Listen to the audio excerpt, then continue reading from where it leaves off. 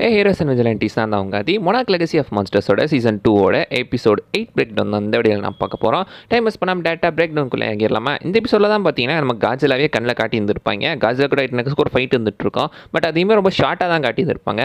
And ஃபைட்டை கூட நம்ம கண்ணில் தெளிவாக காட்டல. அதே சமயத்தில் ஹியூமன்ஸோட பாயிண்ட் ஆஃப் எப்படி இருக்குன்ற மாதிரி அந்த சைடு போயிட்டுருக்காங்க.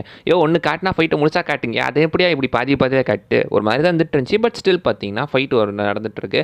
என்ன நடந்திருக்கு அப்படின்றத மொத்தமாக பார்த்துடலாம். ஸ்டார்டிங்லேயே பார்த்தீங்கன்னா நம்ம லீஷா தான் காட்டுறாங்க. மனுஷன் பார்த்தீங்கன்னா வண்டி எடுத்துகிட்டு காஜிலாவை கூப்பிட்றதுக்காக டைட்டனெக்ஸ்கிற இடத்துக்கு போயிட்டாரு.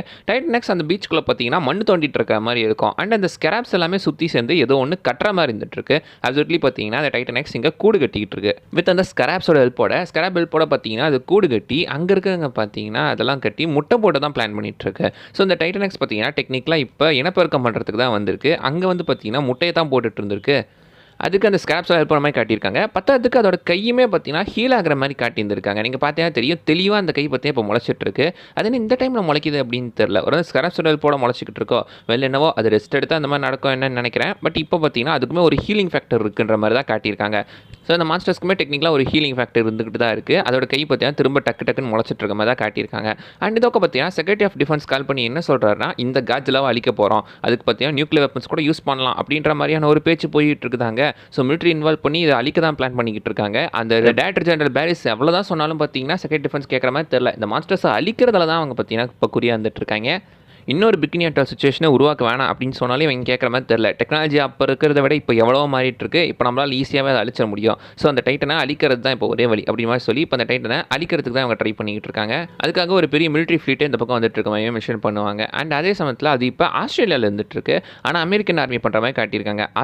அமெரிக்காவுக்கு சண்டை வந்துறதா நீங்கள் கேட்டிங்கன்னா, இந்த மாதிரி ஒரு சுச்சுவேஷன் வரும்போது உலக நாடுகள்லாம் சேர்ந்து கண்டிப்பாக பார்த்தீங்கன்னா ஒரு அக்ரிமெண்ட் மாதிரி போட்டு வச்சிருப்பாங்க. ஸோ அதை மீறாமல் இவங்க பண்ணிட்டு இருக்கணும். இவங்களாம் சேர்ந்து டைட்டனெக்ஸ் அழிக்க பிளான் பண்ண இந்த பக்கம் பார்த்தீங்கன்னா ஆக்சுவலி நம்ம நம்ம கேட்கவும் டைட்டனெக்ஸ் அதோட மைக்ரேட் ரூட்லேருந்து ஆஃப் வந்தனால தான் இப்படி பண்ணிட்டு இருக்கு. எங்களால் அதை திரும்ப அதோட மைக்ரேட் ரூட்டில் அனுப்ப முடியும். ஸோ இப்போ பார்த்தீங்கன்னா லீஷாவுமே வந்துட்டு காஜிலாவை கால் பண்ணி அதன் மூலமாக கொல்ல ட்ரை பண்ணிட்டு இருக்காப்ல. எப்படியாவது அதை நம்மளால் சரி பண்ணணும் அப்படின்ற மாதிரி டைரக்டர் பேரிஸ்க்கு அவங்க பேசிகிட்டு இருக்காங்க. நாங்கள் அந்த டைட்டனெக்ஸை திரும்ப அதோட மைக்ரேட் ரூட்டில் சேர்த்தலாம் அப்படின்ற மாதிரி மென்ஷன் பண்ணுறாங்க. அண்ட் இப்போ லீஷாவே பார்த்தீங்கன்னா அந்த கடற்கரை பக்கம் போய் அதுக்கான எல்லா செட்டப்பும் அந்த காஜிலாவை கால் பண்ணுறதுக்கான சுசுகி டிவைஸ் எல்லாத்தையுமே செட் பண்ணிட்டு வந்துடுறாரு. அதோட சிக்னல் இப்போ டேட்டா காஜிலா கால் பண்ணுற மாதிரி காட்டியிருக்காங்க. காஜிலாமே அதுக்கு ரெஸ்பாண்ட் பண்ணுற மாதிரி தான் தெரியுது. அது ஏதோ ஒரு ஹல் எட்டானதுக்குள்ள தான் தூங்கிட்டு இருக்கு. சவுத் பசிபிக்கில் ஏதோ ஒரு இடத்துல இருக்கிறதா காட்டியிருந்திருப்பாங்க. அங்கேருந்து இப்போ பார்த்தீங்கன்னா அது டேரெக்டாக இங்கே டைட்டன்ஸ் கூட சண்டை போகிறதுக்காகவே அந்த சவுண்டு கேட்டு அதுவுமே பார்த்தீங்கன்னா இப்போ இந்த இடத்துல வந்துட்டு இருக்கு. சவுண்ட் மீன்ஸ் அந்த சிக்னலை ரிசீவ் பண்ணி காஜிலா பார்த்தீங்கன்னா இப்போ அந்த இடத்துலேருந்து இந்த இடத்துக்கு வர மாதிரி தான் காட்டியிருந்திருக்காங்க. ஸோ லீஷா பார்த்தீங்கன்னா ஃபுல் பிளானோட காப்பில் எப்படியாச்சும் டைட்டனெக்ஸை கொல்லணும், ஹீரோஷியை கொண்டதுக்காக அந்த டைட்டன் கிட்ட பழி வாங்கணும் அப்படின்ற மாதிரி காஜிலா வச்சு இதை கொல்றதுக்கு தான் அவங்க பிளான் பண்ணிட்டு இருக்காங்க. இப்போ சப்போஸ் காஜிலா ஹீரோஷியை கொண்டு வந்தால் என்ன பண்ணியிருப்பாரு, இதே மாதிரி பண்ணியிருந்திருப்பாரு என்ன. ஆனால் லீஷாவோட கேரக்டர் கொஞ்சமே சேஞ்ச் ஆகிற மாதிரி தான் காட்டியிருந்திருக்காங்க. ஏன் இந்த மாதிரி மாட்டிருக்காப்லன்னு தெரியல. பார்க்கலாம் லீஷா என்ன பண்ணுறாரு எடுத்துட்டு. அண்ட் அடுத்து பார்த்தீங்கன்னா நம்ம கென்டாருமே கூட இசபலை மீட் பண்ணிட்டு இங்கே வந்திருப்பான். அதை கோரா கேட்க ஜஸ்ட் அவளை பார்க்க தான் போனேன், நீ நினைக்கிற மாதிரி வேறு ஒன்றும் கிடையாது அப்படி மாதிரி சொல்லிட்டு வந்திருப்பாப்ல. இதை பார்த்தீங்கன்னா கோராவால் நம்பவே முடியல. ஏதோ பிளான் பண்ணியிருக்காங்க அப்படின்ற மாதிரி அவர் ஜிம் கிட்ட சொல்ல, ஜிம் பார்த்தீங்கன்னா இப்போ வந்து அந்த பிரெண்டாவை மீட் பண்ணுறதுக்காக ஏற்பாடு பண்ணுறாரு. அவர் பிரெண்டாவே போய் மீட் பண்ணி கேட்குறா இசபல் சிமன்ஸ்க்கு நம்ம கென்டாரோ கிட்ட என்ன வேணும் அப்படின்னு. பட் அவங்க எதுவுமே சொல்ல. இப்போ தடுக்கிறதுக்கு நாங்கள் டேரெக்டாக அங்கே போனோம் அப்படின்ற மாதிரி டாக்டர் பேரிஸ் கிட்ட இருந்து ஒரு ஹெலிகாப்டர் வாங்கிட்டு டேரெக்டாக பார்த்தீங்கன்னா அந்த டைட்டனெக்ஸ்கிற இடத்துக்கு தான் போயிட்டு இருக்காங்க. வர வழியில் பார்த்தீங்கன்னா அந்த பறவைங்களாம் அட்டாக் பண்ணதுனா அட்டாக்னு சொல்ல முடியாது, குறுக்க வந்ததுனால இவங்க ஹெலிகாப்டர் கிராஷ் ஆயிரும். அங்கேருந்து எப்படி அவங்களாம் வெளியே வந்துற அவங்க லீஷாவே பார்த்துடுறாங்க. நீங்கள் என்னடா பண்ணுறீங்க, நீங்கள் வரக்கூடாதுன்னு நான் சொல்லிட்டு இருந்தேன் அப்படின்னு சொல்லும் போது நீங்கள் என்ன பண்ணுற தேவையில்லாத வேலை பார்த்துட்டு அப்படின்னா அவங்களுக்குள்ள கான்வர்சேஷன். அண்ட் அந்த பக்கம் பார்த்தீங்கன்னா கேக்கோ லீயை டிஸ்ட்ராக்ட் பண்ண கேட்டு கென்டாரோவும் அந்த டைட்டனெக்ஸ் முன்னாடி போயிட்டு இருக்காங்க. அவங்க டைட்டனெக்ஸ் முன்னாடி போகும்போது சுற்றி இருக்க எந்த ஸ்கராபுமே அவங்களை அட்டாக் பண்ணுற மாதிரி தெரியல. டைட்டனெக்ஸுமே கண்ணை திறந்து கேட்ட பார்த்துரும். ஃபஸ்ட்டு அட்டாக் பண்ணுற மாதிரி போயிட்டு அதோட கலர் கூட டென்டக்கல் கலர் கூட ரெட் கலரில் மாறி அதுக்கப்புறம் திரும்ப பார்த்தீங்கன்னா ப்ளூ கலரில் மாறிடும். அது அஃபென்ஸ்லேருந்து டிஃபென்ஸ் நார்மலாக போயிட்டு இருக்கிற மாதிரி காட்டியிருக்காங்க. தெரியல என்ன கனெக்ஷன் நம்ம கேட்டுக்கும் அந்த டைட்டனெக்ஸ்க்கு என்ன கனெக்ஷன் எனக்கு தெரிஞ்சு கடைசி வரைக்கும் அந்த கனெக்ஷன் இவங்க சொல்ல போகிறது இல்லைன்னு தான் நான் நினைக்கிறேன். என்ன கனெக்ஷன் கடைசி வரைக்கும் சொல்லாமே அவங்க ஓட்ட போகிறாங்க. கேட்டால் சீசன் 3 வரப்போகுதுன்ற மாதிரி ஏதாச்சும் ஒன்று சொல்ல போகிறாங்க. அண்ட் இப்போ டைட்டனெக்ஸ் அட்டாக் பண்ணுற மாதிரி வந்துட்டு திரும்ப நார்மலாக ஆகிட்டு இருக்கு. அண்ட் அது கேட்டையுமே பார்த்துட்டு தன்னோட முட்டையுமே பார்க்க அலோவ் பண்ணுது. லைக் இந்த மாதிரி மான்ஸ்டர்ஸ்லாம் பார்த்தீங்கன்னா அனிமல்ஸ்னாலே பொதுவாக அதோட குட்டிங்களை பார்த்தீங்கன்னா வேறு யாருமே தெரியாதவங்கள பார்க்க விடாது. பட் இந்த இடத்துல கேட்ட பார்த்தீங்கன்னா அதோட முட்டையை பார்க்கறதுக்கு அதை அலோவ் பண்ணும்போது சம்திங் இருக்குது. இவங்க ரெண்டு பேத்துக்குள்ளேயுமே ஏதோ சம்திங் ஒரு கனெக்ஷன் இருக்கிற மாதிரி தான் தெரியுது. அது என்னன்னு தான் சொல்ல மாட்டேன்றாங்க. ஸோ இது முட்டை போட்டிருக்கு. அந்த முட்டை சுற்றி ப்ரொடெக்ஷனுக்காக பார்த்தீங்கன்னா அந்த ஸ்கிராப்ஸ் எல்லாம் சேர்ந்து மண்ணிலேயே ஒரு கூண்டு மாதிரி பார்த்தீங்கன்னா கிரியேட் பண்ணியிருக்கு. ஸோ இந்த இடத்துல கூடு கட்டி வச்சிருக்கு அப்படின்றது அவங்களுக்கு தெரிஞ்சிச்சு. இது கென்டாரோ பார்த்துட்டு டைட்டன் எக்ஸை விடுங்க, அதோட முட்டையை தூக்கிட்டு போயிடலாம் அப்படின்னு சொல்லி இசபெலுக்கு பார்த்தீங்கன்னா இப்போ அவன் தகவல் கொடுத்துட்ருக்கான். அந்த இடத்துக்கு அந்த ஏபெக்ஸோட ஆளுங்களுமே வந்து முட்டை எடுத்து போகிறதுக்காக பிளான் பண்ணுற மாதிரி காட்டியிருப்பாங்க. ஒரு ஹெலிகாப்டரில் வந்து கயிறு கட்டி முட்டையும் தூக்கிட்டு போயிடுவாங்க.